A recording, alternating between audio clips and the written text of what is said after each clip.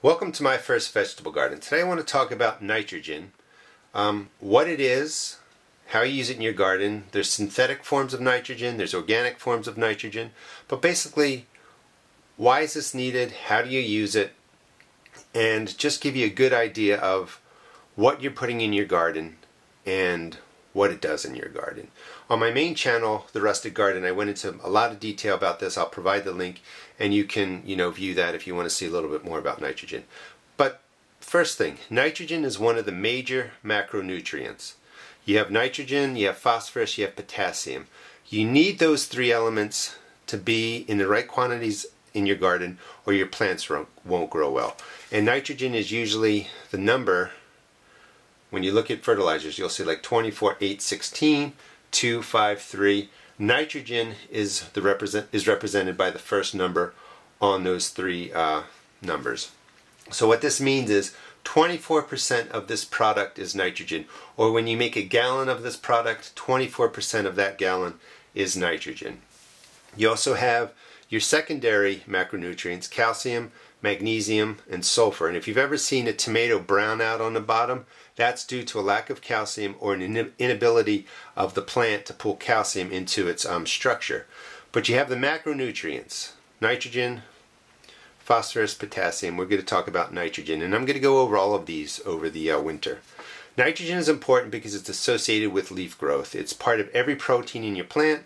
It helps with plant defense. It helps defend off diseases, insect attacks, and it's also part of the chlorophyll molecule. So if you don't have enough nitrogen, your plants aren't going to be green. They're not going to be able to really produce the chlorophyll it needs. Photosynthesis isn't going to happen at the level that you need, and basically your plants aren't going to thrive. So you need to have nitrogen. Nitrogen is a common element that makes up nearly 80% of the atmosphere. We breathe it in, but plants cannot use that. The nitrogen that is in the atmosphere can't be used by the plant. So it has to be fixed or changed in some way so that the plants can use it. So basically what happens is either through a chemical process or through a biological process, nitrogen is converted into a form that your plants can use. You have water-soluble nitrogen, which is like the liquid fertilizers. It's immediately available, it's fast-acting. So if you have a water-soluble form of nitrogen, when you pour it on your plant, the leaves are going to be able to absorb the nitrogen. The root systems will be able to take it up right away. And really sometimes within 24, 48 hours, you can see a change in your plant because they'll become more greener, they'll look healthier. Then you have water-insoluble nitrogen, which means basically it's a slow release. The product has to be put into the soil. The soil has to, the microbes in the soil have to basically digest the fertilizer, change it over in some form to release the nitrogen, and your plant can use it. But this is a slow process, so it takes time. And you can see microbial activity breaks down the source of nitrogen into a plant available form. That's really the process of fixating. Either it's chemically changed so the plant can use it, or it's biologically changed from one form to another so the plant can use it. A couple of points that I want to make is the plants can't tell the difference between any of these fertilizers, between any of these forms of nitrogen. So you have synthetic forms. This is urea nitrogen, or basically products made from ammonia. That's when you take nitrogen from the atmosphere, chemically change it over to NH3, which is ammonia. So ammonia is the synthetic, the inorganic form of nitrogen. You can find it in household ammonia, clear ammonia. When you mix NH3 ammonia with H2O, you get ammonium hydroxide. I don't recommend using ammonia in your garden. Then you have some organic versions. This is nitrogen. It's a 2,5,3 fertilizer. The nitrogen level is 2. It's made from feather meal, composted manure.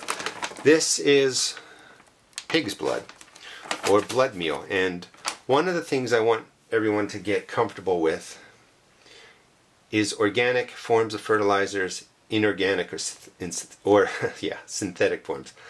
I use both. I use them in a sensible way. I use them even a little bit less than is recommended. I'll talk about that shortly. But for instance, this is an organic form of nitrogen, blood meal. But it's pig's blood. So in raising a pig as livestock, lots of energy, lots of chemicals are used. Hormones sometimes treat the pigs. Fertilizers are used in the feed crops. So just because the end product is organic, in theory, the whole process may not have been organic. So don't get so worried that organic fertilizers are better than synthetic fertilizers. They both have their use. One of the things to think about is synthetic fertilizers don't add to the soil structure. There's nothing of value in here for the microorganisms. It doesn't build soil structure. All these products help your soil become more alive, so to speak. Microbes feed off of it. Lots more microorganisms form. So there is definitely a benefit to the organic fertilizers. One thing that I learned is people watch my videos from all over the place in the world. You can't necessarily get all these products. So use what works for you. Now, remember, plants can't tell the difference between biological or chemical nitrogen, synthetic, organic. Too much nitrogen will definitely hurt your plants. You can put too much on in theory. It will burn the plant leaves, it will burn the roots, it will kill your plant. Most of these products protect against that, but in doing so, too much nitrogen will grow a very thin plant, a very leafy, lush-looking plant, but what you're doing is you're making a weaker plant. The cells are usually weaker. The leaves take the place of the tomatoes and peppers you might want to be growing. The weaker plant, the weaker cell structure really makes it easier for diseases to form on the leaves and for insects to penetrate the leaves and eat them. You're basically making a nice haven for insects to come and feed. So too much is a bad thing. And for instance, this product, this is too high. I recommend using half. So if this calls for 1 tablespoon per gallon, use a half a tablespoon or use 1 tablespoon in 2 gallons. The numbers should be low. I've learned over time that probably my biggest mistake is overusing fertilizers. You just don't need as much as you think. I talked about it. There are slow release and fast release forms of nitrogen fertilizers. If you read the package, it'll tell you water soluble, usually fast release. Insoluble, it will say slow release, and you'll understand what the products are. Use what is most available and convenient to you. Again, look to see what is around your area. Now let me talk a little bit about what I do. This is from my compost pile. It's not quite done yet, but I recommend that you compost in the spring if you can. If you can't, don't worry about it. You can buy compost, but if you can, put compost into your garden in the spring. That really helps the soil structure. It helps with water retention. It helps with the biodiversity of your soil, and it provides nitrogen at a really, really low, slow release level. If you can also do something that's called cover crops. This is crimson red clover. These are beans. These are peas.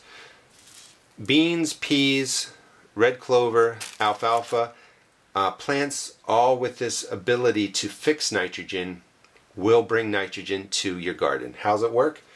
The root structures of these different plants have nodes on them that work with rhizobial bacteria, and those bacteria pull nitrogen out of the air, change it over into a form the plants can use. The plants store that nitrogen in the nodes. So you would grow this, to about this high. The plants are growing, the root systems are going, and then you chop up the green, you turn the soil over, and you've basically created a green manure, organic matter, and you put nitrogen into your soil. So you turn the ground over, let that sit for a while, and then you plant on it, and that is one way to get nitrogen into your garden. You can use the other products as you feel fit. I'm going to let you decide what you want to use, but use it in a sensible way. And again, use what's available to you. I talked about the blood meal, how, yes, it's organic, but is the whole process really organic? I don't think so. Some recommendations, like I just said, try and make compost. Use it in the spring. It's a slow release. Pellets, granules into the garden, into the planting hole, that's a slow release. Liquid fertilizers, use them in containers. Containers really need lots of fertilizer because the plants just suck the life out of that soil. Or if your plants in your garden need a boost, use liquid fertilizer. Try to keep the nitrogen number, again like I was saying, to about 12 or less. You know, these products are a lower nitrogen. This one's too high, like I said, use half. But you could even use half of this. Or think about how much nitrogen you're putting into a specific plant. For instance, these are red Russian kale. This is, I think, a ruby red or garnet red lettuce. Leaf vegetables, you may want more nitrogen because you're growing it for the leaves. You have to balance it right so that you don't get, you know, leaves that are easily attacked by insects or disease, but you may want more nitrogen. Root crops aren't going to want a lot of nitrogen. Like, for instance, radishes would rather have more phosphorus and less nitrogen.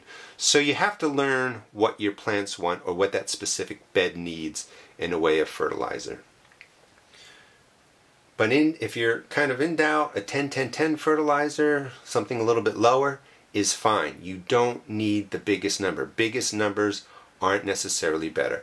And most importantly, really have fun with your garden. Use what works best for you.